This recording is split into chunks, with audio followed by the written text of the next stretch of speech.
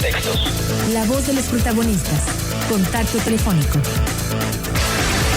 Ana Olga Rodríguez Betancourt, muchísimas gracias por estar con nosotros, académica, y por supuesto vamos a escuchar en tu voz un comentario sobre lo que está sucediendo ante la salida de Gran Bretaña de la Unión Europea y sus repercusiones en la economía del mundo. Dicen será un viernes negro, negro, negro. Bienvenida, buenos días. ¿Qué tal? Buenos días, Marcela, mucho gusto. Órdenes. Bueno, pues para que nos des tu opinión.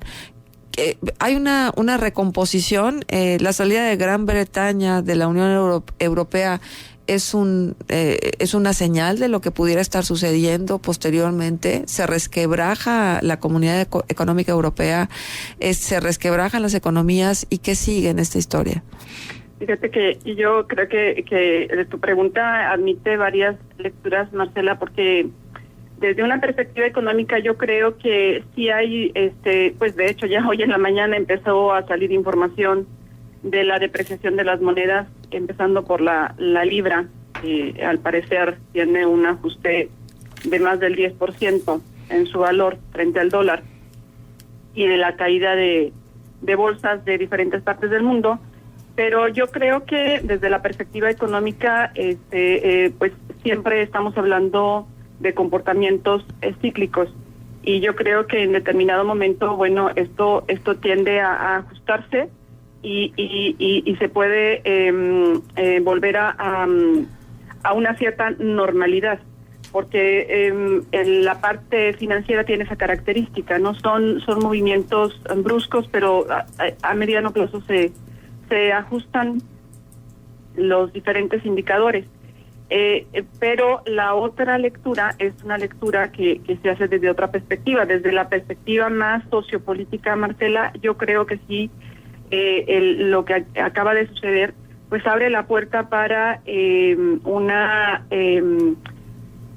ajuste de los protagonistas de la Unión Europea.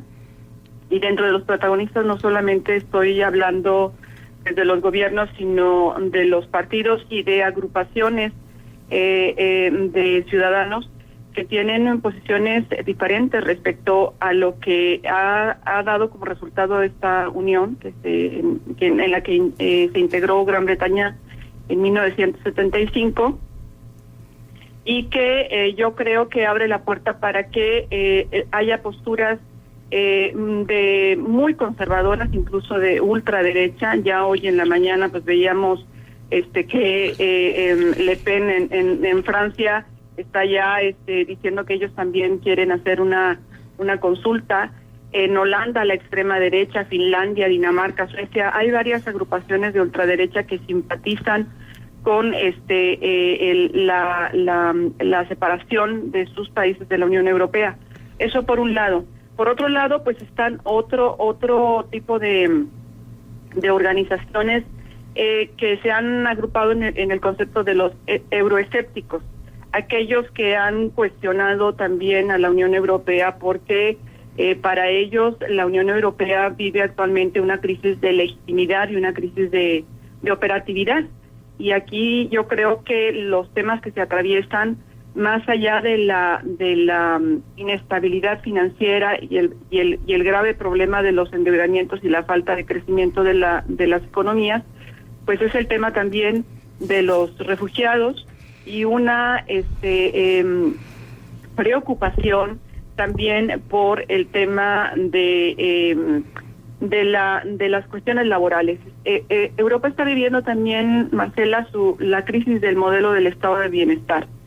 Se está observando pues una reacción especialmente de los jóvenes contra el incremento del desempleo o la generalización de los empleos muy precarios, con muy bajos salarios y con pocas prestaciones. Entonces, lo que había sido la Europa de la posguerra como modelo de empleo seguro y con prestaciones, pues hoy está sacrificándose y pareciera ser que entonces tanto los euroescépticos como los ultraconservadores o incluso radicales de derecha, pues se van a ver, yo creo, alentados con esta salida. Uh-huh.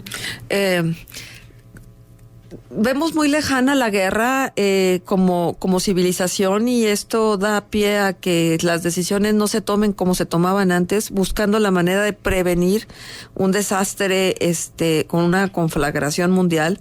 Es decir, la historia nos enseñó que la posibilidad de una hecatombe provocada por una guerra mundial estaba ahí, ¿no? Y todavía con la Guerra Fría, pues se vivía como una cierta amenaza y había una cierta discreción en las decisiones, inclusive a nivel de Estado.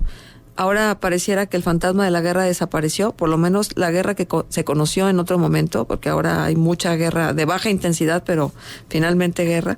¿Esto te parece a ti, desde un análisis sociológico, que pudiera ser parte de la trama de la historia? Yo creo que sí, Marcela. Yo creo que ahorita es una oportunidad para que no solamente la Unión Europea, sino el resto de los países del mundo verdaderamente hagamos una reflexión sobre qué futuro queremos, porque yo creo que en este esquema de la globalización, como bien tú dices, hay una guerra de baja intensidad en donde los saldos, Marcela, pues es la población. Uh-huh. O sea, hay un terrible fenómeno de desempleo, hay un incremento fuertísimo de la pobreza y de la desigualdad en el mundo.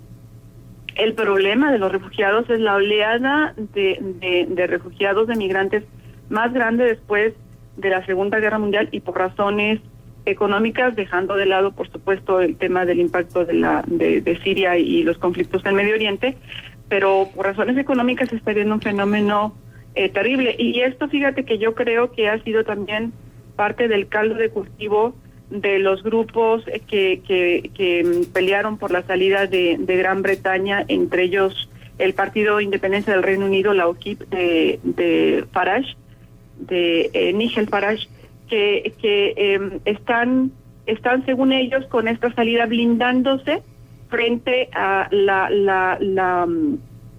la crisis económica, especialmente al interior de la parte continental, blindándose, según ellos, de la migración.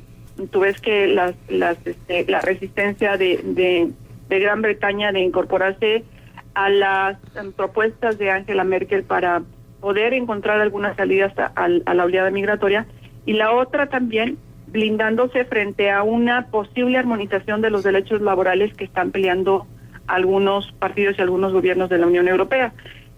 Yo estaba revisando la semana pasada algunas opiniones de agrupaciones europeas, y decían que incluso la postura de Gran Bretaña es también para blindar a la City de Londres, a lo equivalente al Wall Street en Londres. Uh-huh.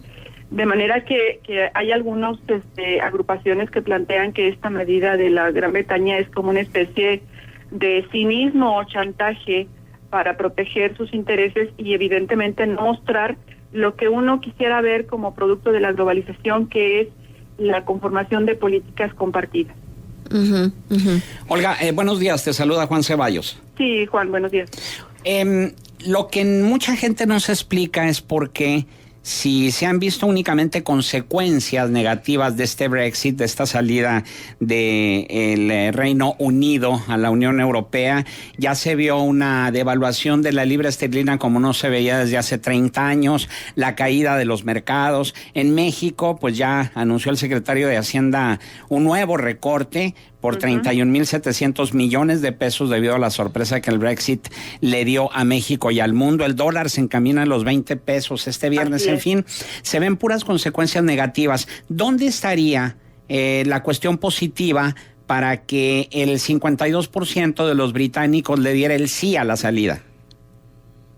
Fíjate que yo creo que, mira, esta decisión va a tardar 2 años, o sea, la salida va a entrar en un proceso de ajustar un montón de cosas, porque de entrada, bueno, pues esto le va a cerrar el mercado libre a los productos de Gran Bretaña en el resto de Europa, y evidentemente, bueno, pues también tendrá consecuencias en otro tipo de servicios, incluyendo los servicios bancarios. Mira, yo creo, Juan, que lo que sucedió es que, bueno, la diferencia es pequeñísima, menos del 4%. Todavía creo que faltaban de contabilizar algunos pocos distritos electorales. Votó, hasta donde yo revisé hoy temprano, el 72% del padrón votó, y la diferencia es de menos del 4%. 51.9, casi 52% por la salida y 48% por quedarse. Y en el análisis que hacen algunos, Juan, observan que hay una diferencia también generacional. Pareciera ser que los jóvenes fueron los que mayormente votaron por quedarse en la Unión Europea y los adultos por retirarse. Y creo que aquí es una especie también de posturas como nostálgicas, como de volver al pasado, de volver a la grandeza. Alguien planteaba que la Gran Bretaña, a pesar de que se incorporó a la Unión Europea, no está acostumbrada a sumarse a un concierto de países. Siempre ha tenido como esta trayectoria de liderazgo, y entonces esa creencia de que cerrándose van a recuperar el pasado, pues es una falacia. Yo creo que aquí lo que pues se tendría que trabajar a Cameron, a David Cameron le va a tocar muy difícil, porque yo creo que este resultado tampoco no le favorece ni a él ni a su partido. Lo que yo creo que tendría que trabajarse es justamente que los retos que tiene la Unión Europea son también los retos de Gran Bretaña. Fíjate, paradójicamente, lo que hoy cuestionan los euroescepticistas, que son sobre todo jóvenes, es que esta crisis del estado del bienestar empezó justamente con Margaret Thatcher en Gran Bretaña, y hoy la Unión Europea ha adoptado esos principios. Entonces parece como paradójico que ya que Gran Bretaña consiguió que el resto de Europa adoptara los principios neoliberales que promovió su país, ahora se retiren con el pretexto de que no le están beneficiando. Pero en esto también juega un papel muy importante Boris Johnson, diputado ultraconservador y quien fuera también exalcalde de Londres, y que fue el principal impulsor precisamente de este Brexit, y que suena incluso como sucesor de David Cameron. Así es. Sí, yo creo que por eso esto que está sucediendo es una manifestación de la recomposición de fuerzas. Yo sí creo en los últimos gobiernos, las derechas se están posicionando en los gobiernos, y a mí me parece que esto es hiper riesgoso, porque son visiones del pasado, Juan, son visiones que además dejan de lado el reconocimiento de que para que la Unión Europea realmente dé frutos, pues tienen que reconocer que hay una agenda social pendiente, que el problema no es solamente un problema económico. Por eso yo comenzaba diciendo que la perspectiva no tiene que ser solamente económica, sino más integral, y que entonces tienen que entrarle a estos temas para que verdaderamente haya un efecto de prosperidad, sobre todo en las presentes y las futuras generaciones de jóvenes en Europa. Entonces, en síntesis a la pregunta que te hacía, si estamos viendo cómo se está derrumbando la economía y en dónde estaría la ventaja o lo positivo de este famoso Brexit, podríamos decir entonces que se sacrifica la economía en áreas de un nacionalismo ultraconservador. Sí, Juan, pero yo creo que la oportunidad está, como en toda crisis, la oportunidad está en justamente hacer una revisión de qué es lo que ha llevado a una crisis operativa y de legitimidad en la Unión Europea. Yo creo que la convocatoria que hace Angela Merkel a los miembros de la Unión de reunirse y revisar, yo creo que tiene que ser este tema, Juan. O sea, porque está ganando terreno la derecha y los grupos conservadores y el proteccionismo. Donald Trump estaba feliz, ¿no?, de que hubiera decidido Gran Bretaña salirse, pues porque yo creo que la oportunidad es justamente revisar no solamente el tema económico, te lo digo, el tema fundamentalmente el tema social, porque al final el éxito de cualquier modelo económico tiene que ver con cómo ha logrado mejorar la calidad de vida de las personas. Y esa es la gran deuda que tiene a la fecha pues la Unión Europea. Bien, pues terminaremos de experimentar las consecuencias de estas decisiones, porque bueno, el alcance será a nivel mundial lo que decidieron en Inglaterra. Muchísimas gracias, Ana Olga, por estar con nosotros. Al contrario, gracias a ustedes, muy amables. Hasta luego, gracias, Ana Olga Rodríguez Betancourt, académica universitaria.